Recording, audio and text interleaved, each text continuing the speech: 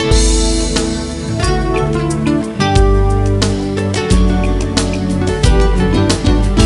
Everyone, कैसे हैं आप। उम्मीद है आप सभी स्वस्थ होंगे, मस्त होंगे। आज का हमारा वीडियो अल्ट्रासाउंड रिपोर्ट्स के बारे में। अगर आपने प्रेगनेंसी अल्ट्रासाउंड रिपोर्ट कराया है तो इसे कैसे समझें, how to read ultrasonography report of pregnancy. तो प्रेगनेंसी अल्ट्रासाउंड रिपोर्ट को समझने के लिए ये वीडियो मैंने आप सभी के लिए प्रस्तुत किया है। अगर इस वीडियो को आप अच्छे से समझते हैं तो मुझे नहीं लगता है कि ये वीडियो आपको देखने की, कोई अन्य वीडियो देखने की ज़रूरत पड़ेगी। तो यहाँ पर देखिए CRL है 56 mm, M mode so regular fetal cardiac activity, और FHR है प्लेसेंटा फॉर्मिंग एंटीरियर ग्रेड 0 है। Both ovaries are normal size and shape and equal structure. Pouch of Douglas clear है। यूरिनरी ब्लैडर इज नॉर्मल है। Cervix appear normal in length and width.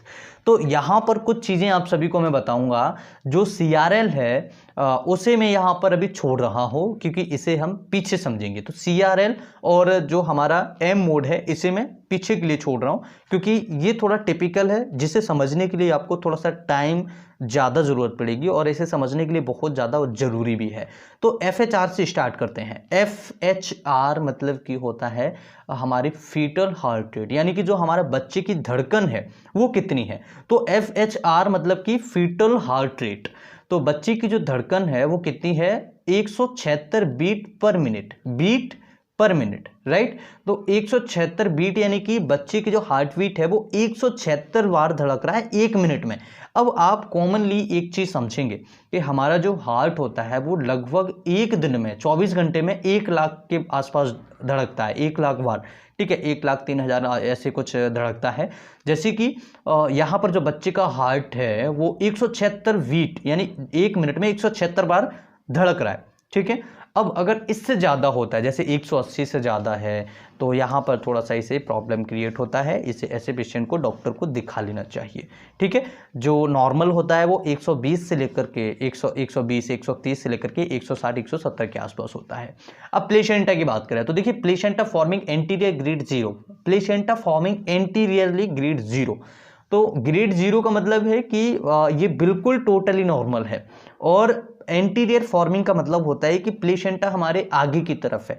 आगे की तरफ यानी कि जैसे हमारा स्टमक है, जो प्रेग्नेंट लेडी है उसका स्टमक है, और आगे की वॉल पर जैसे कि आप देखेंगे इस तरीके से पेट हमारा फूला हुआ है, राइट। तो ये जो आगे का हिस्सा है इस हिस्से पे एंटीरियर यानी अंदर की तरफ से, लेकिन एंटीरियर की साइड में ये हमारा जो प्लेसेंटा है वो फॉर्म हुआ है, वहीं पर हमारा प्लेसेंटा प्लेस्ड है, राइट। अब बोथ ओवरीज, ओवरीज यानी कि हमारी जो दोनों तरफ, यूट्रस के दोनों तरफ एक छोटे छोटे प्रकार के स्ट्रक्चर्स होते हैं जिन्हें हम ओवरी बोलते हैं, ठीक है। तो दोनों ओवरीज हमारे नॉर्मल है, जहां से कुछ एक प्रकार के केमिकल्स रिलीज होते हैं। केमिकल्स बोले तो जैसे मेल्स की अगर हम बात करें तो स्पर्म होता है, और जो फीमेल्स की अगर हम बात करें तो एग्स होते हैं, ठीक है। तो ओवरीज से ही एग्स बाहर निकल के आता है उसमें यूट्रस में, इस तरीके से एक प्रोसेस होती है, ठीक है। तो ओवरीज नॉर्मल है, साइज भी उनका नॉर्मल है, शेप भी उनका नॉर्मल है, एंड इकोस्ट्रक्चर भी नॉर्मल है, राइट।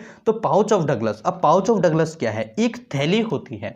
ये थैली कई बार क्या होता है, कई पेशेंट्स में प्रॉब्लम करती है। ये जो पाउच ऑफ डगलस होता है, अगर पेशेंट को कोई प्रॉब्लम हो जाए पाउच ऑफ डगलस में तो बहुत ज़्यादा प्रॉब्लम करता है, पेशेंट को बहुत ज़्यादा पेन होता है, बहुत ज़्यादा इरिटेशन होता है। तो पाउच ऑफ डगलस बिल्कुल नॉर्मल है, इसमें कोई भी तरह की प्रॉब्लम नहीं है। यूरिनरी ब्लैडर की अगर बात करें तो यूरिनरी ब्लैडर यानी कि जहां पर हमारा पेशाब इकट्ठा होता है, तो पेशाब जो इकट्ठा होता है उसे हम यूरिनरी ब्लैडर बोलते हैं। गॉल ब्लैडर अलग होता है। गॉल ब्लैडर का मतलब होता है कि पेशेंट का जो बाइल होता है वो स्टोर हो रहा है। अब बाइल बनता कहाँ से है, जो हमारा लिवर होता है, लिवर बाइल को बनाता है और भेज देता है गॉल ब्लैडर में। गॉल ब्लैडर में जाने के बाद ये जब इसकी ज़रूरत होती है, जैसे हमने कोई फैट खाया, खाना खाया, तो उसके साथ कोई फैट है तो उसको डाइजेस्ट करने के लिए, उसे प्रॉपर तरीके से पचाने के लिए हमें बाइल की ज़रूरत पड़ेगी, ठीक है। तो इसी प्रकार से यूरिनरी यानी यूरिन जो हमारा होता है वो किडनी के अंदर बनता है, और जब किडनी के अंदर बन जाता है तो किडनी से ट्रांसफ़र कर देती है, इसे भगा देती है कि भैया आप जाओ यहाँ से, अब इसे कहाँ आ जाना है, यूरिनरी ब्लैडर में। तो अगर यूरिनरी ब्लैडर को भी भगाना है इसे पेशाब को, तो वो क्या कहेगा, भैया या यहाँ से निकलो, और इसे कहाँ पहुँचा देता है, हमारे जब हम पेशाब करने जाते हैं तो बाथरूम में जब पेशाब करने जाते हैं तो ये वहाँ के लिए आउट हो जाता है, ठीक है। तो किडनी में बना, किडनी ने भगा दिया इसको यूरिनरी ब्लैडर में, और यूरिनरी ब्लैडर ने भगा दिया इसे बाथरूम में, राइट। तो दो चीज़ें, तो यूरिनरी ब्लैडर हमारा नॉर्मल है, जहाँ पर हमारा पेशाब इकट्ठा हो रहा है बिल्कुल प्रॉपर तरीके से नॉर्मल है, इसमें किसी प्रकार की कोई भी प्रॉब्लम नहीं है। अब बात करते हैं सर्विक्स के अंदर, तो cervix normal in length and width. तो सर्विक्स जो हमारा होता है वो नॉर्मल है, इसमें इसकी जो लंबाई है वो भी नॉर्मल है, और जो विड्थ है यानी कि जो चौड़ाई है वो भी नॉर्मल है।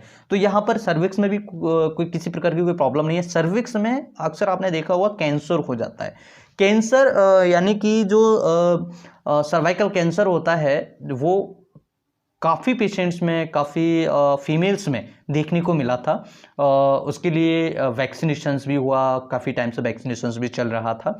तो वैक्सीनेशन से सर्वाइकल कैंसर से बच सकते हैं। तो सर्वाइकल में कोई प्रॉब्लम नहीं है, appear normal in length and width, तो बिल्कुल टोटली नॉर्मल है ये अल्ट्रासोनोग्राफी, इसमें कोई ज़्यादा बड़ी बात अभी नहीं है।